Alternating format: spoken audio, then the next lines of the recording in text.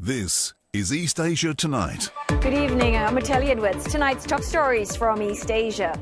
South Korea says some 60 of its nationals detained in Cambodia over online scams will be sent home on Saturday. Officials, meantime, jointly inspect a suspected scam center that had housed the detainees. Well, the U.S. slams China's sanctions on South Korea's Hanwha Ocean as irresponsible, saying they hurt shipbuilding cooperation with its Asian ally. Japan's parliament looks set to vote for a new prime minister on Tuesday, and Sanae Takaichi could make history as the nation's first female prime minister as coalition talks intensify. China's electric vehicle powerhouse, BYD, faces growing troubles, recalling thousands of cars after sales slipped for the first time in a year and a half.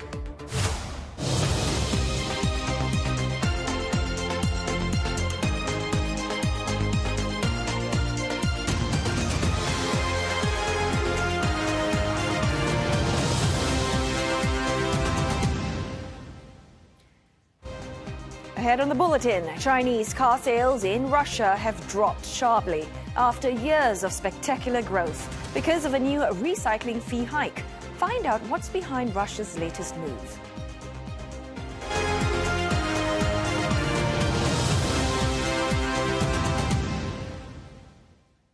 Cambodia set to repatriate 60 South Korean nationals detained for their alleged involvement in online scam operations.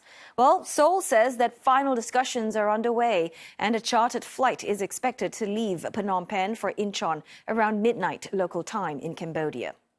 A South Korean delegation led by Vice Foreign Minister Kim Jin-ah arrived in Cambodia on Wednesday and met Cambodian leader Hun Manet. The two sides exchanged intelligence and also discussed joint measures to tackle the growing threat. In the meantime, Cambodian authorities have inspected a suspected scam center in Takeo province that allegedly housed trafficked South Korean nationals. អ្វីដែលជាករណីសង្ស័យគឺមានន័យថាមនុស្សគឺបានរត់ចោលទីតាំងអស់ហើយបាទហើយសម្ភារៈដែលសមត្ថកិច្ចរឹបអូសបានគឺយកទៅរក្សាទុកនៅឃ្លាំងនៅឯអគ្គស្នងការនគរបាលជាតិគណៈកម្មការបង្ក្រាបល្បែង Well, I've got my colleague Grace Shin joining me to go through what's been happening between South Korea and Cambodia over the past week or so. So, Grace, first up, how did this story break? Well, I'll tell you, this story has definitely been hitting headlines in South Korea. The death of a 22-year-old student in Cambodia in August has shocked South Korea and cast the spotlight once again on the multi-billion-dollar scam industry run by organized crime groups across Southeast Asia. The young South Korean man reportedly flew to Cambodia during the summer holiday in July for what he believed to be a job fair. Within weeks, his family received a call from someone demanding $35,000 as ransom. Then in August, his body was found near a mountain in Cambodia's Kampot province, and local police said he died of cardiac arrest resulting from torture. Since then, more cases have emerged. A 20-year-old who whispered, "Please save me," in his last video call with his family in late June. Then a man in his 30s who vanished in August after what's now reported as his last video call to his family, asking for $14,500 to pay his kidnappers. And data from the South Korean Foreign Ministry show that in 2021, there were 4 reports of South Koreans missing in Cambodia. That number jumped to 220 last year and hit 330 in the first 8 months of this year alone. And Seoul believes the real figure could top 1,000. South Korean police say many of these cases are young South Koreans who are lured with promises of easy, high-paying jobs, advertised on social media and even mainstream job platforms that you can easily access through your smartphones. And the listings were for roles like data entry, package delivery, or remote work with free flights. Seemingly high pay and low effort. The ads often show stock images of modern offices to hook first-time travelers hungry for quick cash. But upon arrival, according to interviews with survivors, their passports are confiscated. They're then forced to work as scammers, targeting fellow Koreans. And those who resist or try to escape are allegedly beaten and tortured And Cambodian officials have said up to 200,000 foreign nationals are trapped in scam compounds. And Seoul did send a high-level emergency task force to Cambodia to tackle the issue this week. South Korea has also issued its most serious travel ban for parts of Cambodia, ordering citizens who are there to leave. Oh, Grace, this is so interesting, bizarre, and deeply disturbing at the same time. What do we know so far about the South Koreans who went to Cambodia for these jobs? I'll tell you, this is a developing story, so it would be too early to draw any firm conclusions at this point as to the motivations and awareness of the South Koreans now caught up in these alleged online scam operations in Cambodia. But according to local media, many are in their 20s and 30s. A significant number of them are actually from the rural parts of South Korea rather than the greater Seoul capital. Some, as we mentioned before, are university students lured during their gap semesters for some big cash. And according to testimonies from individuals who have actually returned to Korea since, the recruitment process often begins with a seemingly innocent message from a friend or even a senior alumnus. And the job listings are very well crafted. They're featuring photos of attractive office environments and the offering perks like free flights. So the pitch is simple but enticing. It's easy work, yet high pay. And what appears to be legitimate work abroad, though, quickly turns into something very sinister. Legal experts suggest that while some individuals may have been duped, others traveling to Cambodia had the full knowledge that they would be participating in online fraud schemes. So these scams often target fellow Koreans, making use of the recruits' native fluency in Korea to deceive victims more effectively. Then the next question is, why Cambodia? Experts point to the rise of Chinese-led crime syndicates that began operating these scam centers some 6 or 7 years ago, because they also explain, unlike countries like Vietnam and Thailand, which have reportedly cracked down hard on these operations, Cambodia is yet to launch a full-scale effort against these criminal groups and operations, making it a new haven for such illicit activities. And the South Korean government, we have seen them, taken urgent measures to actually bring the nationals home, most of them by Saturday. In terms of reaction locally, what's it been like? I guess shock and terror, because online we're seeing dozens of videos and photos surface allegedly showing the insides of the scam operation headquarters, and survivors are increasingly coming forward to media explaining their testimonies of what life was inside. They were abused, electrified, or even going through a lot of coercion when they didn't want to be a part of these online scams. And on social media, there's a flurry of concerned posts, people expressing fear or concern for their friends who allegedly have trips coming up, or even canceling them because they're scared to go to Cambodia now. And the concern is widespread, even in personal circles, if I may share. My grandmother called me just yesterday after the news broke out saying, just stay in Singapore, don't travel to Cambodia, because the news headlines are pointing to Cambodia becoming a dangerous country. And the revelation that South Koreans are being kidnapped or lured into these criminal online operations have definitely shaken the nation. But alongside the fear, there's also a mounting level of public frustration, especially against the government's delayed response.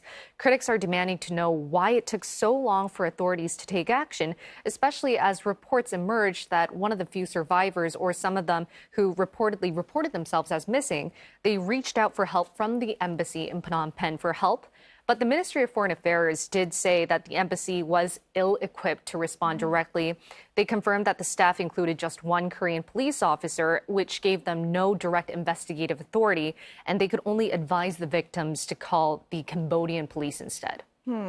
So what's going to happen from now? Here on? What can we expect? I guess that's the million-dollar question here, because the South Korean government has been stepping up its response. So this week, a joint delegation led by the second vice foreign minister, Kim Jin-ah, was in Cambodia, where Cambodian Prime Minister Hun Manet promised to expedite the process of cracking down on these illegal scam compounds and also repatriate more South Koreans. Also, part of the measures is, as we mentioned, there's not enough personnel, Korean personnel on the ground to help these nationals. So a Korean desk will be formed.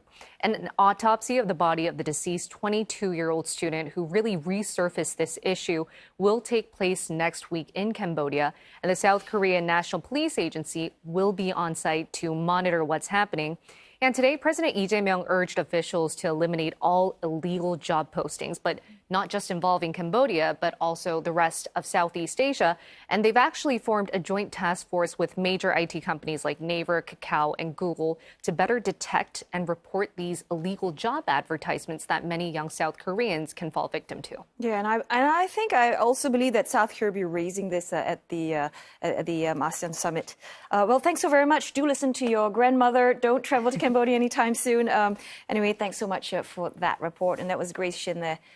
Giving us that report in South Korea. Well, moving on to our next story, we've got Japan's parliament. They're set to choose a new prime minister next Tuesday after the country's two largest parties agreed on the date. Now, Prime Ministerial hopeful Sanae Takaichi is in talks to secure an alliance to garner the votes she needs. That's after a longtime coalition partner, Komeito, pulled its support last week. Now, Ms. Takaichi is wooing the Japan Innovation Party, which now says it will end talks with other opposition parties. If Ms. Takaichi is able to get the full support of the JIP, it will boost her prospects of becoming the country's first female prime minister. But a coalition between the LDP and JIP is still 2 seats short of a simple majority in the lower house. Now, earlier, JIP chief Hirofumi Yoshimura laid down his party's non-negotiable condition to forming a coalition with the LDP. His party is calling for a reduction of parliamentary seats by 1/10, a demand Yoshimura says is essential for a deeper reform of the country's politics.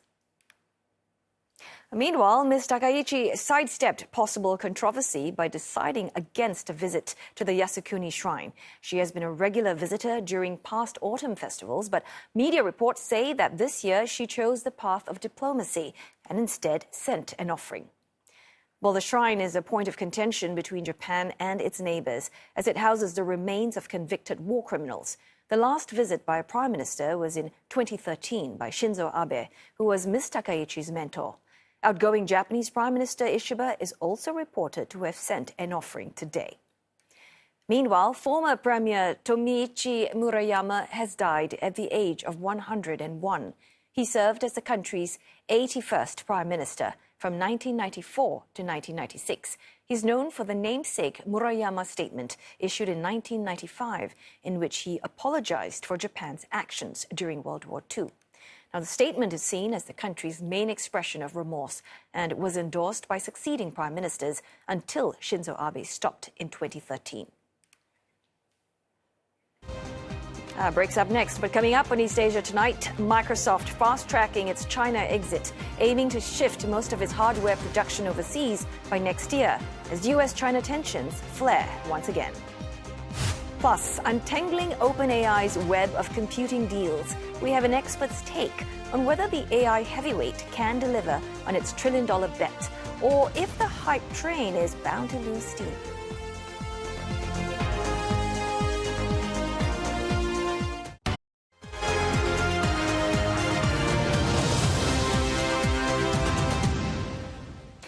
Hello again. You're watching East Asia Tonight, and it is time for business news. And Henry is here to tell us all about another front in U.S.-China economic tug of war, and we are specifically talking about shipbuilding. Yes, that's right, Otelli. And Washington is blaming China for slapping sanctions on 5 American-linked subsidiaries of South Korea's Hanwha Ocean. And it says the move threatens to impact ambitious plans for shipbuilding cooperation between Seoul and Washington by disrupting supplies of Chinese equipment and materials. The U.S. officials also added that China's actions reiterated the importance of enhancing economic cooperation with allies and partners in the Indo-Pacific region, vowing that Washington stands firmly with Seoul. Beijing announced the sanctions on Tuesday as the U.S. and China began charging additional port fees on each other's vessels. It banned transactions and cooperation with Hanwha Ocean's U.S.-linked units, citing security risks stemming from their alleged involvement in the U.S. government's activities.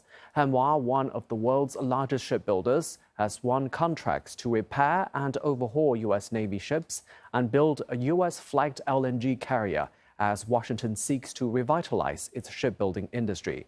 China is believed to have more than 230 times the shipbuilding capacity of the U.S. This also comes amid a rise in trade tensions between Washington and Beijing amid a flurry of reciprocal moves. While Hanwha Ocean shares ended the day down 1.74%, and Hanwha shares slipped nearly 7% earlier in the week when sanctions were announced.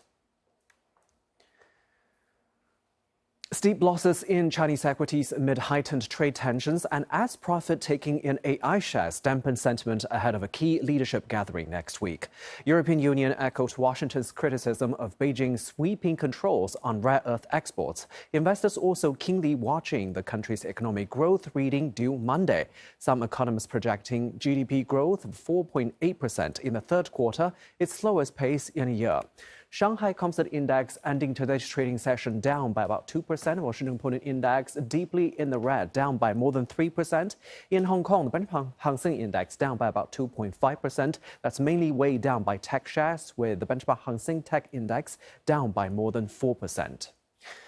And worries of mounting risks and credit quality in the U.S. gripped Asian financial stocks. That's after two American banks disclosed issues with bad and fraudulent loans, amplifying concerns on Wall Street around the state of credit markets. And a wave of U.S. bankruptcies reignited fears over lenders' risk controls, more than 2 years after Silicon Valley Bank's collapse. Financial stocks from Tokyo, Seoul to Singapore and Sydney tumbled, and taking their cues from Wall Street, where banking shares weighed on sentiment. Japanese giants like Tokyo Marine and Mitsuho and MUFG all slipped about 3%, while regional banks in South Korea, Singapore and Australia also came under pressure. Analysts say the fallout isn't systemic, but the sentiment has clearly turned cautious. The recent bankruptcies of auto parts suppliers First Brands and car dealer Tricolor have put the spotlight back on the opaque U.S. credit market, where complex loans make it hard to see who really exposed. Investors are now trimming risk, especially in consumer and auto lending. The world's largest EV manufacturer, China's BYD, will make its largest recall yet in its crucial home market due to technical defects, raising concerns about quality control in the carmakers' rush to keep costs down. BYD is recalling more than 115,000 vehicles over design defects and battery-related safety risks in two separate recalls, following investigations by state regulators. The first recall targets about 44,000 units of an earlier version of the flagship hybrid Tang series produced between March 2015 and July 2017. The second and larger recall involves roughly 70,000 electric Yuan Pro crossovers manufactured between February 2021 and August 2022. The recalls come as BYD faces intense price competition in the domestic market, which has raised government concerns about possible quality compromises and led to a decline in the company's sales and market dominance. This also comes after two fatal crashes involving Xiaomi cars this year, heightening concerns in China over EV safety. While investors clearly rattled by the recall, company shares on a slippery slope in Hong Kong and Shenzhen, with BYD shares in Shenzhen ending today's trading session down by more than 2.3%, while BYD shares in Hong Kong off by more than 4%. Microsoft is reportedly planning to manufacture most of its new products outside China as early as next year. The tech giant is said to have asked suppliers to do so for its laptops and data center servers, including key components and assembly. It has already moved a large share of its server production out of China since last year and now wants at least 80% of materials sourced elsewhere. Microsoft is also ramping up overseas production of Xbox consoles, and these moves are part of efforts to reduce reliance on Chinese supply chains amid ongoing U.S.-China tensions. Amazon Web Services and Google are said to be taking similar steps. AWS is shifting production of its AI data center servers abroad, while Google has reportedly doubled its server production capacity in Thailand, adding 4 new facilities. However, analysts say some components remain cheaper to produce in China, making a full decoupling unlikely for now. Amid the AI frenzy, OpenAI's valuation is now at $500 billion, just 3 years after debuting its flagship product, ChatGPT. This dizzying climb has raised concerns that the company's growth may be built on an unstable foundation of circular deal-making and staggering capital commitments. Well, CNA's Elizabeth New has more. Now, OpenAI's multi-billion-dollar deals have driven the market to fresh highs, with some drawing parallels to the period preceding the dot-com crash 2 decades ago. Last week, OpenAI inked a deal with Advanced Micro Devices to deploy tens of billions of dollars worth of chips. The deal opens the door to OpenAI becoming one of AMD's largest shareholders, with an option to acquire a roughly 10% stake in the chip maker. Now, some weeks before that, OpenAI struck a similar deal with AMD's larger rival, NVIDIA. NVIDIA, valued at some $4.5 trillion, agreed to invest as much as $100 billion to help fund OpenAI's massive data center build-out. OpenAI, in turn, committed to filling those sites with millions of NVIDIA chips. Now, shortly after that agreement, the ChatGPT maker confirmed it had struck a separate $300 billion deal with cloud solutions firm Oracle to build out data centers in the U.S. Oracle, meantime, is spending billions on NVIDIA chips for those facilities, sending money back to NVIDIA, which is emerging as one of OpenAI's most prominent backers. NVIDIA also has a deal with CoreWeave, buying more than $6 billion in cloud services from the company. And CoreWeave said it was boosting its AI infrastructure deal with OpenAI to $22 billion. OpenAI and Broadcom also recently made public their partnership after reportedly working together for 18 months, saying they are building and deploying 10 gigawatts of custom AI accelerators. And in the most recent development, Oracle announced it will deploy 50,000 AMD graphics processors from the second half of next year. Well, OpenAI has also signed letters of intent with Samsung Electronics and SK Hynix, bringing the South Korean tech giants on board as memory chip partners for its Stargate project. Sam Altman also looked to Hitachi, announcing a partnership that would see the Japanese conglomerate supply power equipment to OpenAI's data centers while gaining access to the company's latest AI models. Well, OpenAI says this scaling up is essential for the next wave of breakthroughs in the emerging technology, even as the ChatGPT maker is only expected to generate $13 billion in revenue this year. But analysts warn the company now sits at the center of a high-stakes ecosystem where the same players are funding, supplying, and profiting from one another. Brad Gasterworth of Circular Technology explains the potential risks of OpenAI's deal-making strategy. This is completely unprecedented to see a company spending hundreds of billions of dollars in each of these deals, or in the tens of billions of dollars. It's, uncharted waters. You articulated it quite nicely. If you look at this web of deals, it is circular in nature, and it does beg the question. If they aren't able to sustain the growth that they're expected, there are implosions that will happen. So this is real. It is a big concern, and certainly a flag to watch. But OpenAI has proven itself here in the near term, having the fastest ramp of revenue in the new company ever. Now it's putting some big bets on the infrastructure side, and so will this actually work is a very important question. Now, the biggest, one of the other sort of derivatives from this is NVIDIA is such an important partner, but now they're building data centers with AMD. They're doing their custom ASICs through Broadcom.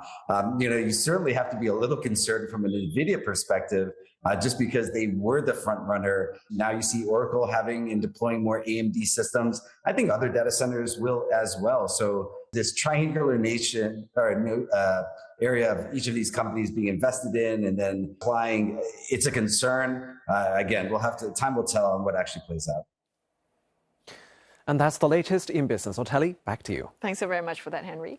Well, we are going to go for a short break now, but coming up on East Asia tonight, Chinese car sales in Russia have dropped sharply after years of spectacular growth because of a new recycling fee hike. Well, we find out what's behind Russia's latest move.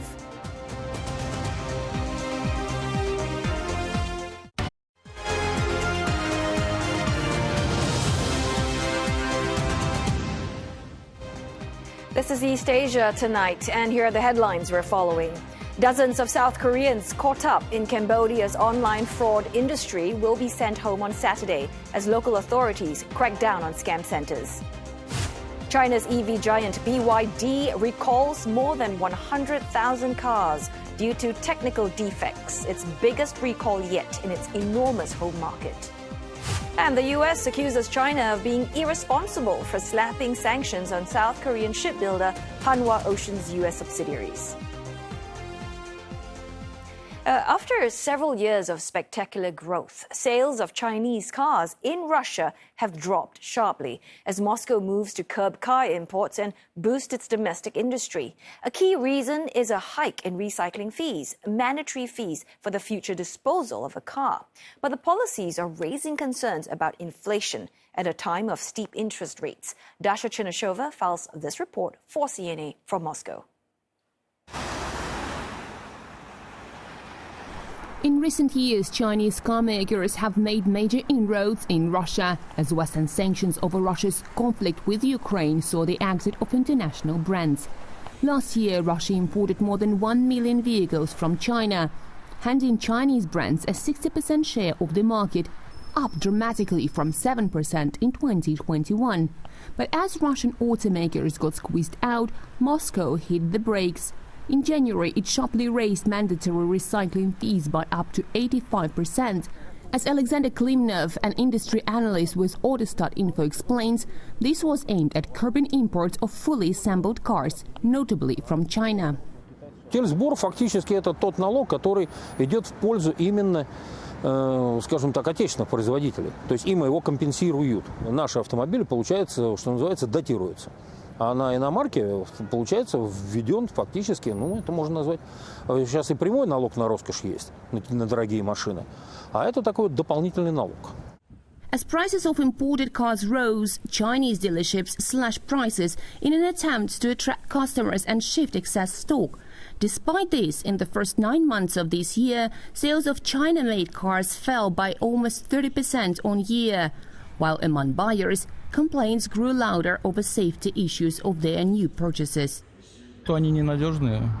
И вот я ездил на китайской машине, ни разу не было такого, чтобы я приехал в парк и, самовольно. Меня привозили постоянно на эвакуаторе, потому что то помпа отвалится, то еще что-то, то коробка передач, то кондиционер не работает. Analysts say behind the government's protectionist move is an attempt to plug its widening budget deficit with an anticipated $73 billion in revenue over the next 3 years from recycling fees. Вы же понимаете, что экспорт энергоносителей здорово сократился. Это чем-то надо в бюджете компенсировать. Для этого выдумываются, скажем так. But observers say the fee hike has had the opposite effect, dampening sales of all new cars as Russia's automakers raise prices along with their competitors. In the first 3 quarters of this year, all new car sales declined by 23%. As high inflation and steep interest rates took hold, for ordinary Russians, buying a new car has simply become unaffordable. Абсолютно неадекватная цена. С введением нового утильсбора средний класс, наверное, будет полностью отсечен от покупки автомобилей. Amid widespread consumer unhappiness, Moscow has also mandated that cars and all new taxis boast a minimum number of Russian-made components, a policy aimed at supporting domestic production that observers say could raise prices further. Sergei Tselikov, director of analytical firm Autostat, says another aim of the localization fee is to incentivize Chinese car manufacturers to set up shop in Russia. Те предприятия, которые производят и имеют определенный уровень локализации, они имеют право на возврат этого утилизационного сбора.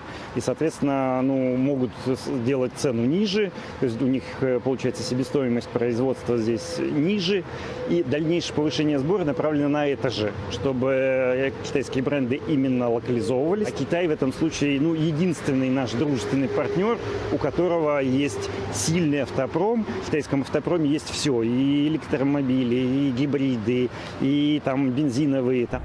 But some analysts say very little of it has so far benefited consumers, and instead, recent policies risk triggering even greater inflation. The hope is that a recently lowered key interest rate will go some way to helping motorists and businesses, giving them some much-needed relief. Dasha Cherneshova for CNA in Moscow.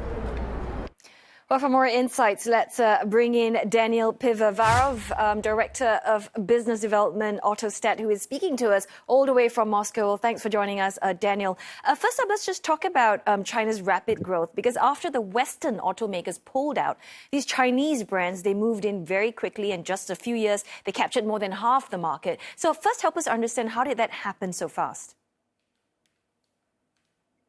Well, you know, when everything happens, I mean, in 2022, when the Western manufacturers left the country, Russian consumers had no alternative. And of course, Chinese car makers, they tried to take advantage of the situation. And a lot of brands rushed into the Russian market.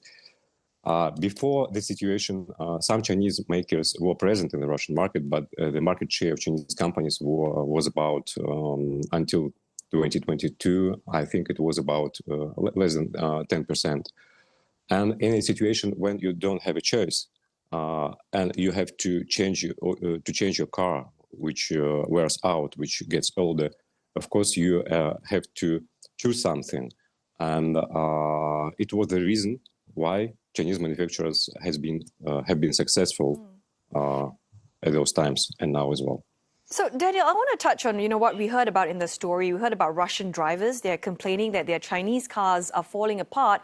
And in today's big news, BYD's massive recall in China, adding to all those concerns. But from your perspective, how real are these quality issues? Because we've also heard drivers say good things about these Chinese-made cars. I mean, are they as widespread as people think? Well, I think it depends. Chinese cars can be very different. It depends on segments, because there are very low mass market segment cars which have quite old technology, which are not very reliable and not very durable. And of course, when your Russian people interviewed in Moscow report that they don't believe in the quality of Chinese cars, it can be that they're talking about those cars. There are other segments, like premium segment or even luxury segment of Chinese cars, such as Nissan or Zeekr or BYD Yangwang and so on, which are very good in terms of design, in terms of infotainment, in terms of technology and so on.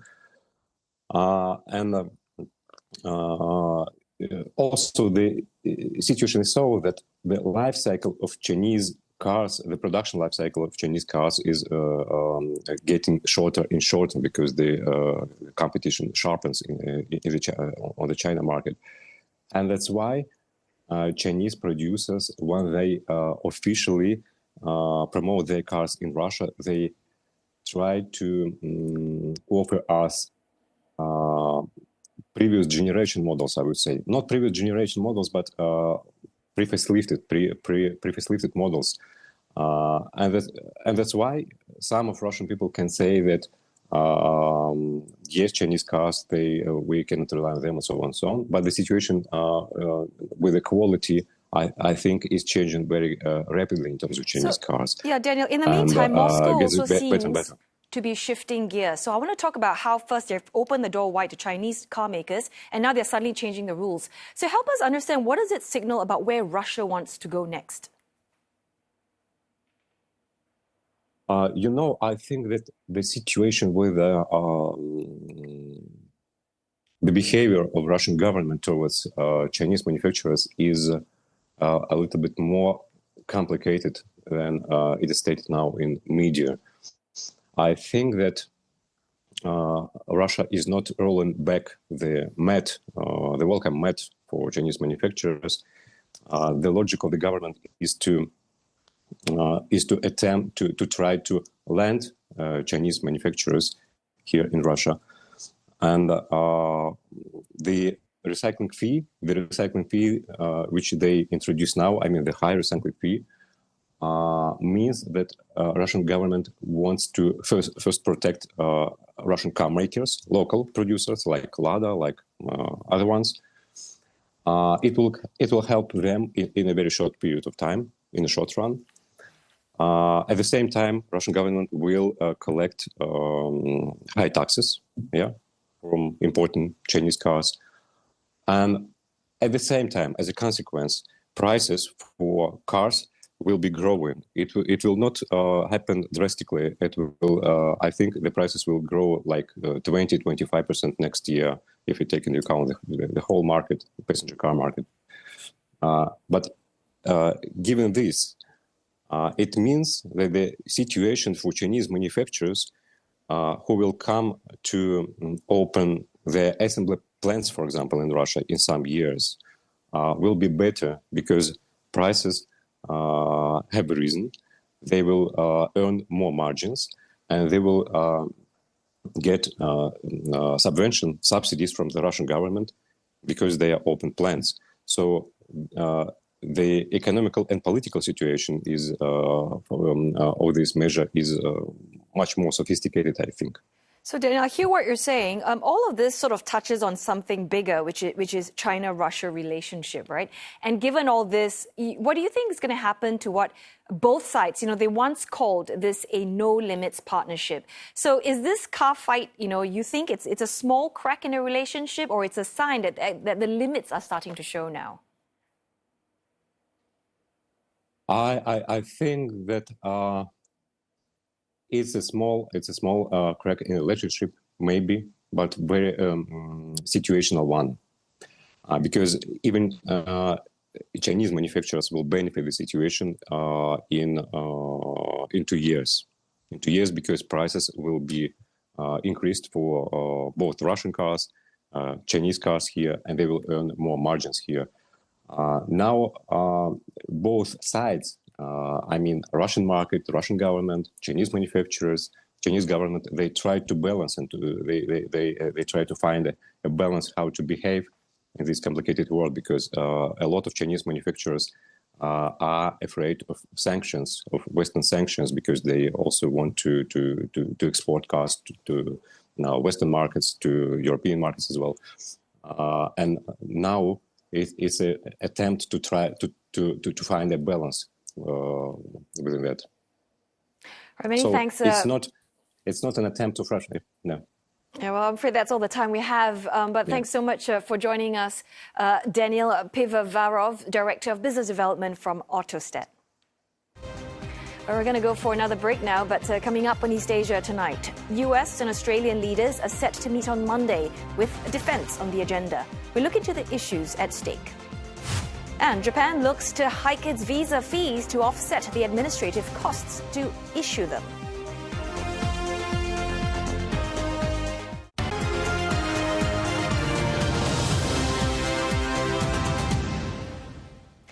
Mongolian Prime Minister Gombojav Zandan-Shatta has stepped down just 4 months after taking office. Lawmakers voted out Mr. Zandan-Shatta after a meeting today. Before the premiership, he was Mongolia's foreign minister and parliamentary speaker. His predecessor had also quit after losing parliamentary support over corruption claims. The Mongolian economy is under pressure from global trade tensions, with high inflation and stagnant wages. The World Bank slashed the country's economic growth forecast this year to 5.9% earlier this month, down from April's 6.3% estimate.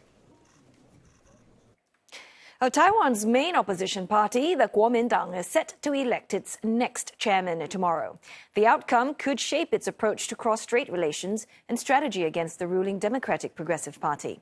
Well, 6 candidates are in the running, but 3 have emerged as frontrunners, from a former Taipei mayor to an ex-lawmaker. CNA's senior correspondent Victoria Jen has more. At a recent televised debate, the 6 candidates vying to lead the Kuomintang, or KMT, set out their positions on key issues, from cross-strait policy to party reform.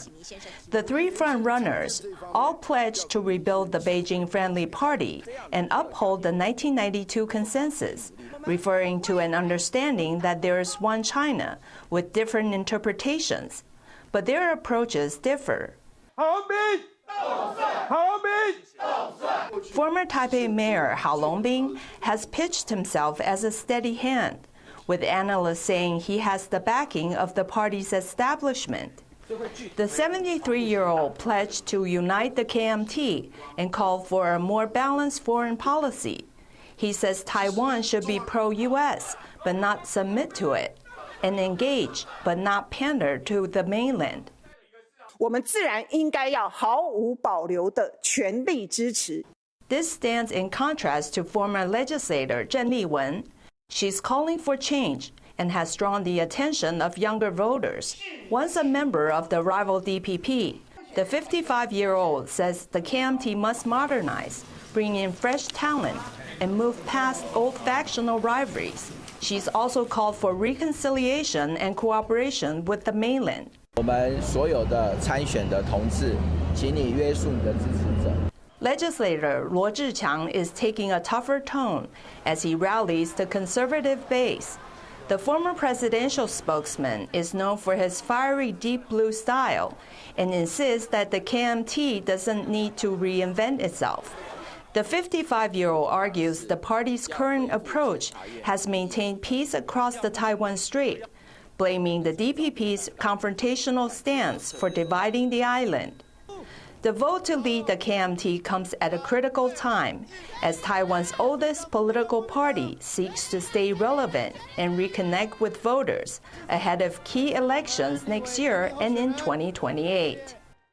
Despite losing 3 straight presidential races, the KMT currently holds the majority in the island's legislature in a coalition with the smaller Taiwan People's Party. This also means that whoever becomes the next chairman could still have an influence on the island's policies in the coming years. The new party leader takes office on November 1st and will serve a 4-year term. Victoria Jen, CNA, Taipei. Australian Prime Minister Anthony Albanese is set to meet Mr. Trump in their first formal face-to-face meeting in Washington on Monday.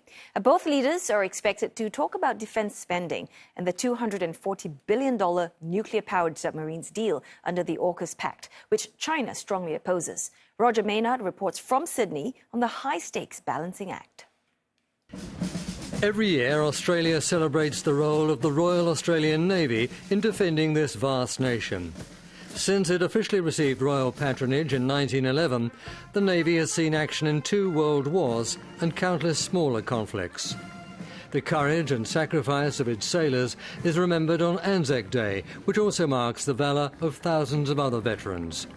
The defence of Australia is arguably even more relevant today, with an ever-expanding Chinese Navy making its presence felt in many areas of the Pacific.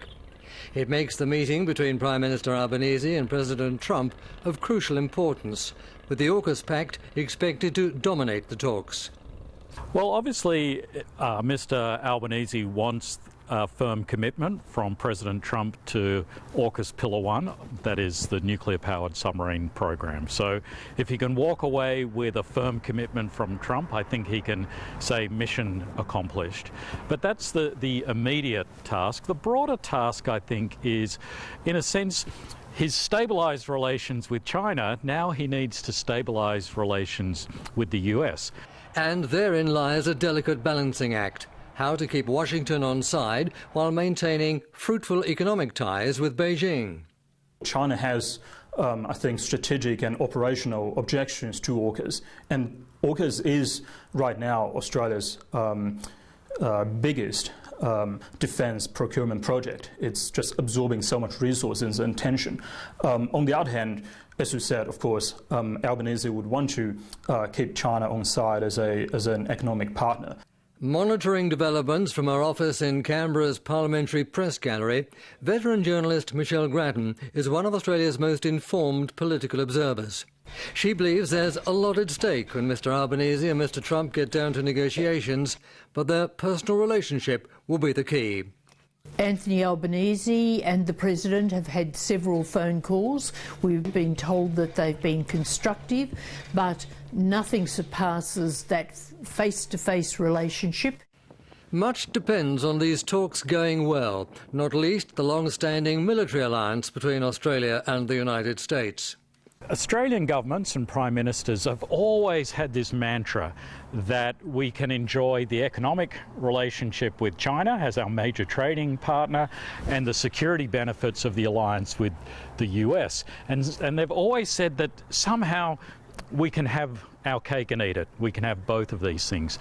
The Chinese strategy has been essentially to separate the US from its alliance partners. And because of AUKUS, China will be keeping an even closer eye on the Australian Prime Minister's talks with Mr. Trump. China sees AUKUS as an expression of Australia's growing alignment with America strategically. And that, of course, for China is worrying in that it sees this potential containment formation being designed in Washington but being rolled out across Asia. In the final analysis, the potential sticking point of this meeting could be the Australian government's financial commitment and whether it's prepared to meet Washington's request for it to spend as much as 3.5% of its GDP on defence. The Prime Minister will want assurances about AUKUS. That's very central to Australia.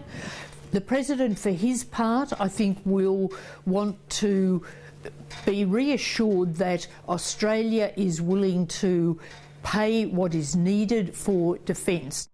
Whatever the outcome of these talks between the Australian Prime Minister and President Trump, its significance cannot be underestimated, either by further cementing the two nations' ties or by raising questions about the United States strategy in the Indo-Pacific. Roger Maynard, CNA, Canberra. Now time for some headlines from media outlets in East Asia. Asahi Shimbun reports that Japanese police have made the country's first arrest over sexual deepfake images of some 260 celebrities. The detained 31-year-old office worker admitted to creating the material to pay the bills. Yonhap News says that South Korea is boosting security measures for online government systems after detecting signs of hacking in July. Users of an affected internal workflow system must now go through extra authentication procedures. Scientists warn China's financial hub, Shanghai, is sinking, with China's sea levels rising at the fastest rate in 4,000 years. The South China Morning Post, quoting a Chinese study, said the global supply chain could also be at risk. Japan, facing a record number of visitors, is planning to bump up visa fees to a level that's similar to the US and some other countries in Europe. Well, that's according to Nikkei Asia. More arrivals means higher administrative costs as more staff are needed to issue visas. The government will study fees charged by G7 countries and OECD member states before making a decision. Tourist, business and long-term stay visas will be affected, with changes expected to kick in as early as April 2026. Foreign visitor arrivals this year surged past the 30 million mark at a record pace as of September. The annual number is expected to surpass last year's 36.8 million and could even hit 40 million. Visitors from China are currently topping the list, with South Korea not far behind. And that wraps up Friday's edition of East Asia Tonight. As usual, headlines anytime at cna.asia, and you can always look us up on Facebook and YouTube. We'll leave you with the highlights of an elite sumo tournament that's happening in London's Royal Albert Hall.